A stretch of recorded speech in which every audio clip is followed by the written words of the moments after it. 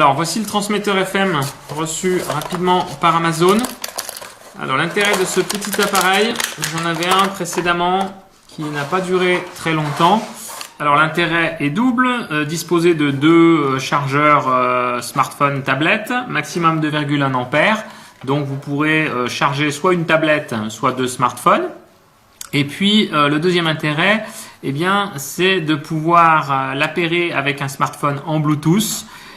Lui va émettre sur la fréquence FM. Vous allez synchroniser votre radio sur la même fréquence FM et à partir de ce moment-là, vous avez un kit main libre pour un prix tout à fait raisonnable avec une qualité audio tout à fait satisfaisante. Le seul inconvénient, c'est si vous faites de très grands trajets, il se peut que la fréquence après devienne saturée et qu'il faille changer de fréquence. Voilà, on va tout de suite essayer ce système et puis on va voir comment ça fonctionne. Au passage, il dispose d'un petit port pour une carte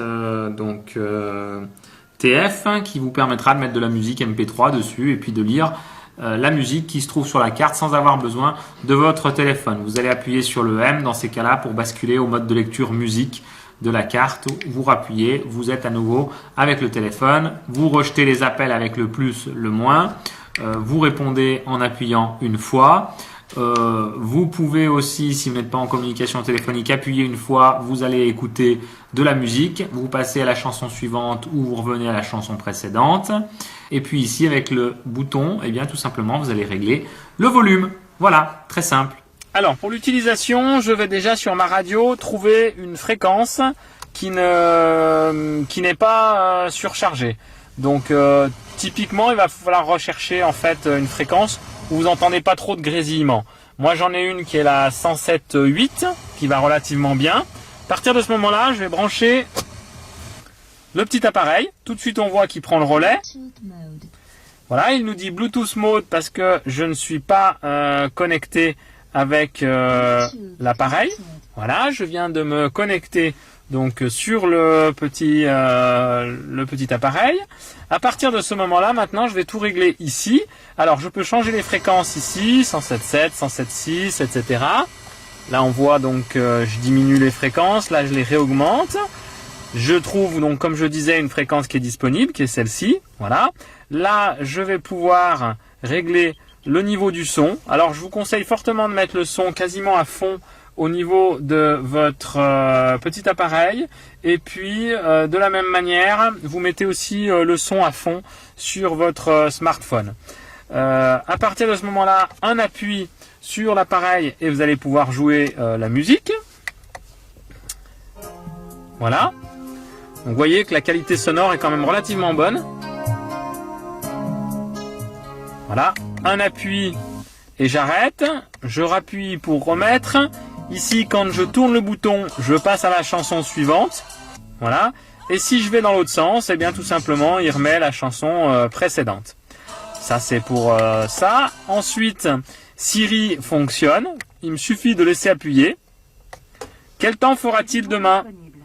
Vous n'êtes pas connecté à Internet. Bon, ici, il me dit que Siri n'est pas disponible parce que, bien sûr, je n'ai pas de réseau 3G ou quoi que ce soit. Mais sinon, le Siri fonctionne très très bien.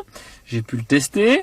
Le petit M ici, c'est pour basculer entre le Bluetooth ou bien la carte qui se trouve à l'intérieur, puisqu'on a la possibilité de mettre une carte TF et à partir de ce moment-là de jouer la musique qui se trouve sur cette carte TF. Voilà. Et puis enfin, donc pour terminer, vous avez vu, on peut l'orienter un petit peu dans tous les sens. Pour terminer, eh bien la recharge se fera à l'aide du câble que l'on va venir ici connecter. Vous pouvez recharger deux smartphones ou bien une tablette. Si vous mettez deux tablettes, il va partager le courant entre les deux et ça sera un petit peu plus lent à recharger. Voilà, quand on vous appelle, eh bien tout simplement vous répondez en appuyant un coup, vous raccrochez en appuyant un coup.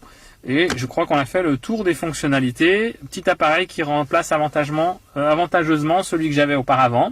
Le seul inconvénient, c'est que si vous ne mettez pas assez fort le petit appareil, eh bien, vous allez avoir un grésillement ici qui est pas génial.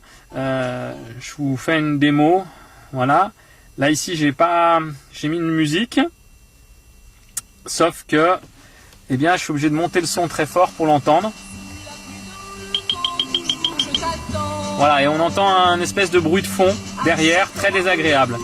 Donc c'est pour ça que c'est très important d'avoir le son de votre smartphone à fond et le son de ce petit appareil à fond. Voilà. Et après, plus de soucis. Voilà, c'est terminé.